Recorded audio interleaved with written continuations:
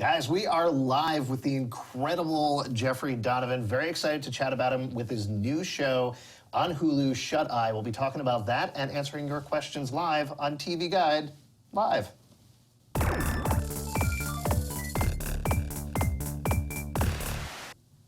Hey everybody, I'm Alex Albin, managing editor for TVGuide.com. Very excited to chat with the awesomely talented Jeffrey Donovan. Thank you so much for being here. My pleasure. We really appreciate it. The show is awesome, and I want to talk about it in a second, but we also want you guys to send in your questions. Facebook.com/TVGuide or hashtag TVGLive on Twitter. We'll get to them towards the end of the show, so keep them coming and throw them in, and we'll get to them. But we were talking about this before the camera rolled. Shut Eye is such an interesting, weird, different world. I'm hesitant to describe any of it because I don't want to spoil it, but I'm curious to hear your pitch for the show. No, I like the way you described it. It is a weird world. It's also a world I wasn't familiar with when I first read the script and talked with Les Bohem, the show creator. You know, you walk by these parlors all the time, the neon sign saying psychic reading, $5, and they're on Madison Avenue, and they're in Beverly Hills. And we thought, how are you making your rent with a $5 reading? And that's the hook that gets you in, and that's what Les wanted to explore and kind of pull the curtain away and see who was behind all that kind of machinations. Yeah, it's a little bit of a mob story, a little bit of a con man story, but it does take place in this world. And your character, would you describe him, he's kind of like a middle manager, right? That's exactly, I just said that the other day, yeah. He's a middleman, and he's not the leader of the pack, nor is he a kind of a freshman in the game. And he's been married to his wife, Linda, played by Katie Strickland, and they've got a 15-year-old son, and they're just trying to make ends meet, and they just happen to fall into the confidence game of psychic readings. Yeah, there's so many different elements that are set up in the pilot, and what I was so impressed about with the first episode is how it keeps everything so balanced. Was that a trick at all when you were on set? Was that something you were trying to grapple with? Because you have the family drama, you have the con man drama, you have some other elements that I don't know how much you want to talk about. Yeah, we're juggling a lot, and with any pilot, I think you want to give the audience enough that it entices them to want more, right? But if you give them too many things, I think you get confused by all of the noise. But we knew that this was a world we would begin with, which was the psychic tarot card reading world. We knew it was going to be setting up that is a confidence game to take clients down. And then the curveball in it all is this kind of gypsy matriarch that controls all of these shops. And that was a brand new world that we knew we had to kind of introduce in a really striking way. And luckily we got Angus Sampson and Isabella Rossellini to do it.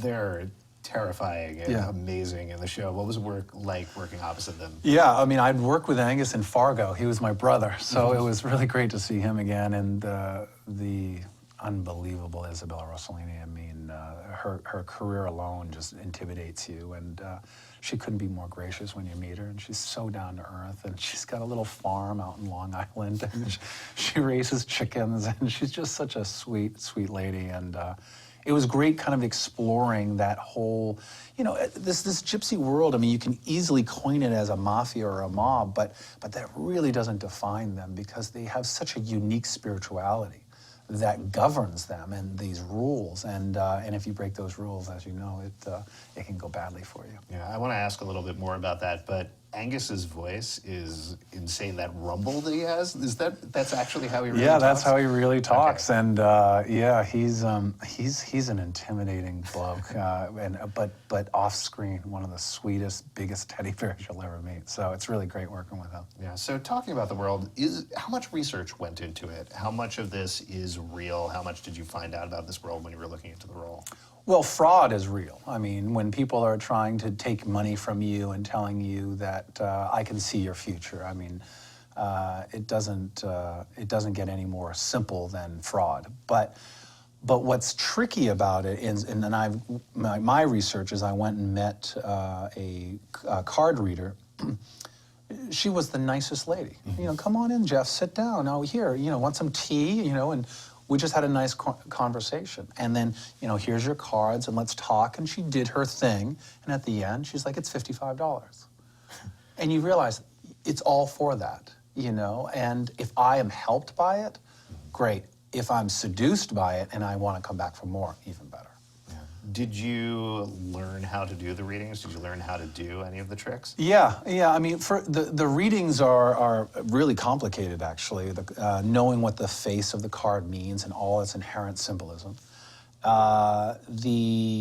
The ability to read someone, it's called a cold reading. When you walk in, immediately I would see that you have a jacket on, it's a collar, it's a sweater over it, you have a wedding ring, therefore you're married. You know, all of these things I'm picking up on before you even say anything. And then how you speak, I'm going to pick up on that too. And then when I start leading these questions, I'm actually leading you down a road I want you to go down.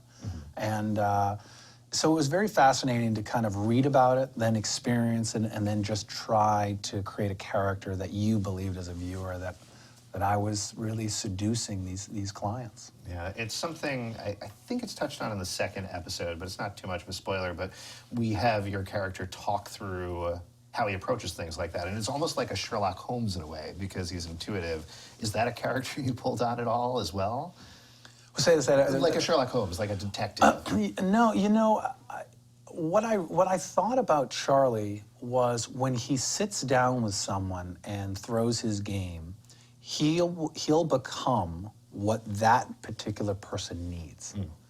And that's going to be a different person for whomever he meets. You know, with Nadine, the great Mel Harris, you know, with her, he recognized a weakness there about being afraid that I was going to con her. So the last thing I ever wanted to do in that moment was give her the slightest feeling that I was conning her. So I constantly played what she needed to hear, which was, you're right, they're all con artists. And I debunked the whole profession, which I thought was such a clever way of writing a character's in. By using his own profession against him, it actually made her like him. Yeah, one other interesting aspect, I mean, we've talked about this a little bit, but how it doesn't present the typical idea of fortune tellers is you, in a way, right? I mean, the first scene, correct me if I'm wrong, but the first scene is you in your house, just wearing normal clothes, being a normal person doing this thing, and that's not how you typically feel or think about fortune tellers. I assume that was a conscious choice. It was Les's, Bohem's conscious choice, because he had seen Burn Notice, and he had seen Fargo, and he saw the range that I could play. But he thought, it's amazing, I want that guy. And I just I think I'm realizing it right now.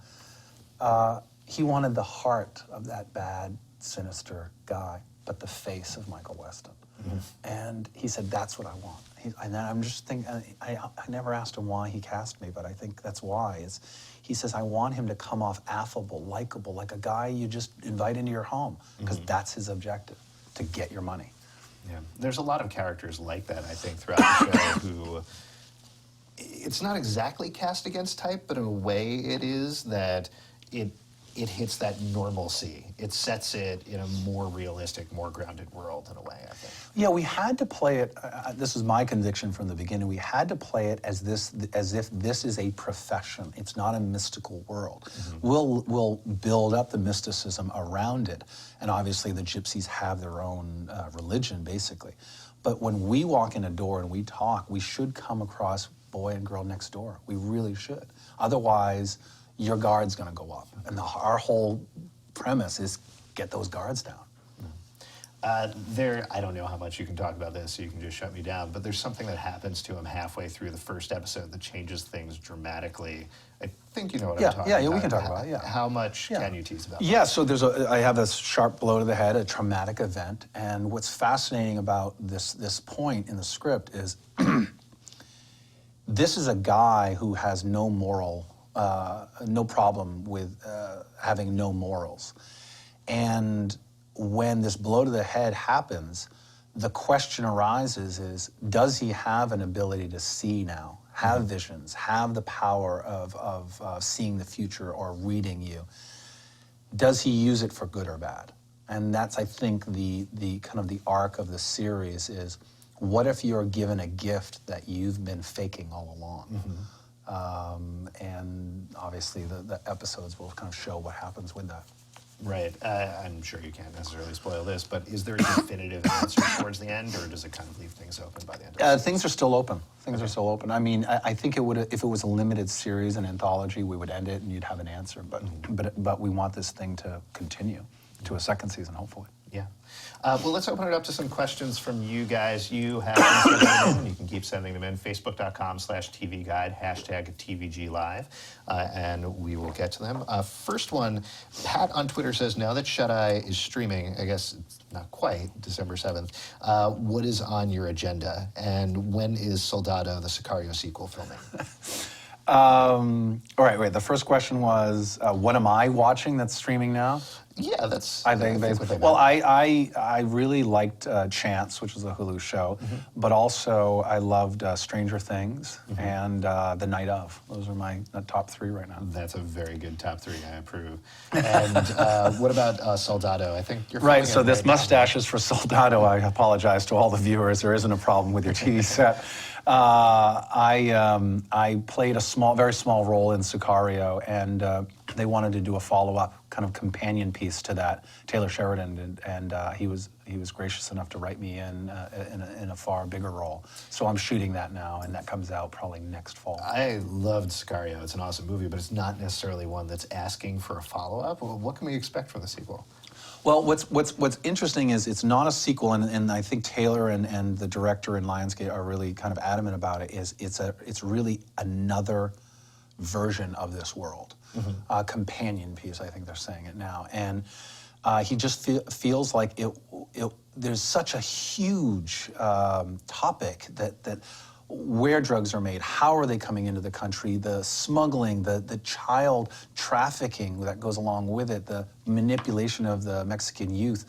All of these things are just too big of a topic that he didn't feel like he got through in just one movie. And so now this movie is focused more on Benicio and Josh's character as a team, and I just kind of tag along in the background waving hi.